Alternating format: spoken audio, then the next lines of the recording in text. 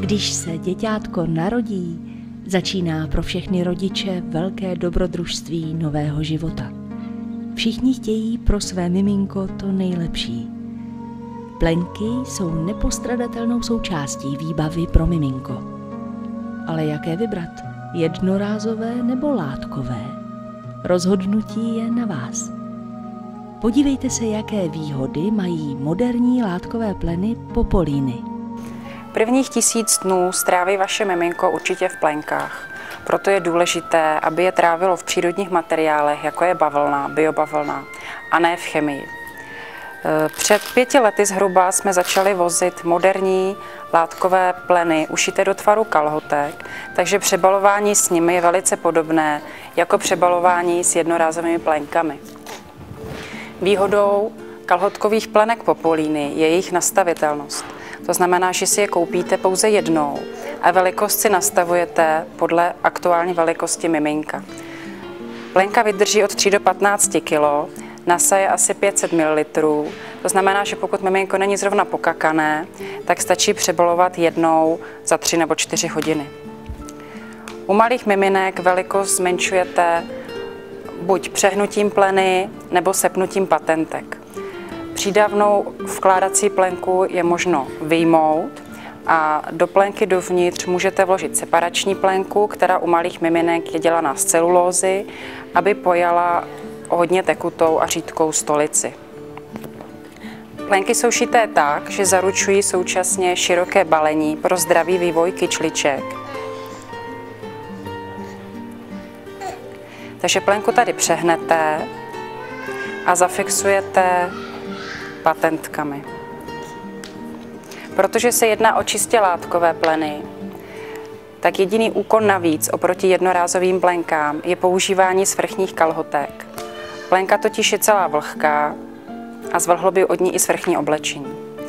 Kalhotky jsou buď z polyesteru s polyuretanovým zátěrem, buď v čisté bílé barvě, jednobarevné nebo z obrázky. Tady je důležité, aby ty kalhotky vždy překryly celou plenku, aby potom nevlhlo to oblečení. Kalhotky je to vlastně jediné, co dokupujete podle aktuální velikosti miminka.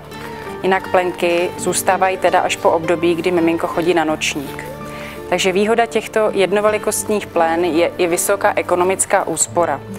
Celou výbavu, která by měla mít asi 18 až 20 látkových plén a k tomu vždy dvoje svrchní kalhotky jedné velikosti, pořídíte zhruba za 6 až 8 tisíc, takže ve srovnání s výdaji za papírové pleny určitě hodně ušetříte. Druhou možností, co používat přes látkové pleny, jsou svrchní kalhotky vlněné. Je to velice přírodní varianta přebalování. Buď se jedná o takhle pleteninu, nebo nejoblíbenější kalhotky na českém trhu, tady naše vlňáčky, jsou vyráběny ze střížní vlny merino ovcí a pro svůj obsah lanolinu mají antibakteriální účinky a velice hezky voní. Mají samoregenerační funkci, takže je stačí vždy převěsit přes židli a oni se do dalšího přebalování zregenerují sami. Jak jsem říkala, plenky se dá zmenšovat buď přehybem, anebo sepnutím. Klasická plínka biofroťáček má tady všité 3 řady patentek, které spínáte k sobě podle toho, jak je miminko právě velké. Opět můžete vyjmout vkládací planečku. U větších dětí doporučujeme dávat třeba vkládací planečky 2, třeba na noc nebo na vycházky, abyste nemuseli tak často přebalovat. Použité plenky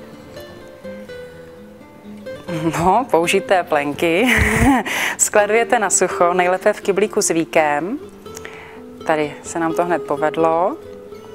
Separační plenku, pokud je pokakaná, můžete spláchnout do záchodu. Pouze vlhkou separační plenku lze až 4krát vyprat v pračce. Takže vezmeme znovu separační plenku, vložíme.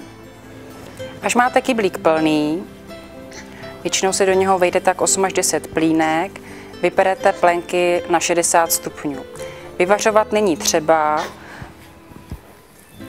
převěsíte, plenka už je vlastně ušitá do tvaru, takže žehlit nemusíte. Látkové pleny jsou velice prodyšné, tudíž velmi zdravé pro pokožku vašeho dítěte. Udržují stabilní teplotu, nehrozí vznik opruzenin, plísní, zánětů, nepřehřívají se pohlavní orgány, hlavně u chlapečků. Doporučujeme kupovat oblečení o jednu velikost větší, protože plenky jsou o něco objemnější než plenky jednorázové, ale je to samozřejmě výhodou kvůli správnému postavení kyčlí. Pokud by se maminkám zdálo, že ty plenky jsou stále ještě objemné pro jejich miminko, existuje i varianta dvouvelikostních plen. Ty jsou šité už přímo na míru miminku, ale je třeba pořídit si sady 2. Řad velikost S vydrží od 3 do 9 kg a potom je třeba vyměnit za velikost L. Tak. Takže tady bychom použili velikost S, už není třeba nic přehýbat, nic spínat, je to teda ušité přímo pro miminko. Tady tahle ta plínka je z biobavlny, to znamená, že se jedná o bavlnu, která byla vypěstovaná bez použití jakýchkoliv pesticidů, takže nezatěžujete pokožku miminka žádnou chemií. Druhý materiál, který tady vidíte, to je novinka v sortimentu Populíny. Jedná se o materiál tencel, který je získáván z dřevěného vlákna, například z buku, takže se jedná ještě o ekologičtější variantu, než je biobavlna. Pokud plánujete více než jedno miminko, tak se vám vrátí investice vložená do více velikostních plen, protože plínka se vám opere poloviční dobu. Znamená, že jsou plínky kompletně využitelné ještě pro druhé mimčo.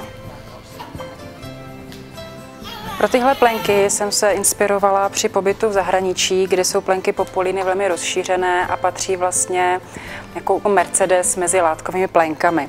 Tehdy se nám narodila Klárka, plenky na ní jsme si teda pořídili ještě v zahraničí a zhruba, když měla Klárka půl roku, tak jsme je začali do České republiky dovážet a byli jsme vlastně první, kteří začali moderní látkové kalhotkové pleny dovážet. Poptávka tady určitě byla, maminkám chyběla ta nabídka, bylo tady hodně ekologických smýšlejících maminek a tatínků a stále je a uvítali velmi tuto variantu. A mnoho z našich partnerů pak začalo dovážet další látkové kalhotkové pleny jiných značek. Takže novinkou firmy Populíny jsou plenky Pandy, které nemají tolika suchých zipů a patentek a zmenšování funguje pomocí přehybu, kdy lehce zachytíte suchými zipy zmenšenou plenku a máte takový malinký uzlíček. Nicméně je to taky plenka, která roste s miminkem od 3 do 15 kg, takže vydrží po celou dobu přebalování. Jen je tam třeba potom vložit více než jednu těch vkládacích pleneček, 2 nebo 3. Tak, a když je miminko větší, tak se to sepne takhle a přesto se opět dají svrchní kalhotky. Tady by už bylo potřeba dát velikost M. Na to je třeba dbát, aby vždycky ty svrchní kalhotky byly podle dané velikosti miminka. Pro maminky a tatínky, kterým úkon se svrchními kalhotkami připadá příliš náročný, existují i plínky Comfort 2 v 1. Ty už mají nepromokavou svrchní vrstvu s polyuretanem přímo na sobě. To znamená, že přes tyhle ty plínky už se žádné svrchní kalhotky nedávají. Jsou to plenky více velikostní, to znamená, že kolem 9 kg miminka je třeba pořídit sadu velikosti L. Sepnou se jednoduše na patentky. Jsou výhodné třeba na cesty nebo na rychlé přebalování u lékaře. Plenky doporučujeme prát v ekologicky šetrných nebo alespoň v dětských prostředcích, aby v nich neulpívaly zbytky chemie, které potom při počurání se dostávají zpět k miminku, do miminka přes pokožku. Proto nabízíme a začali jsme vozit kompletní sortiment pro praní a čištění, který je ekologicky šetrný. Je to německá značka Ulrich, která má i dermatologické atesty. A nebo další variantou jsou mýdlové ořechy, což je vlastně úplně přírodní praní pomocí slupek mýdlových ořechů, které ve styku s vodou vylučují saponiny. Takže se jedná o přírodní mýdlo, které je vhodné i pro alergiky.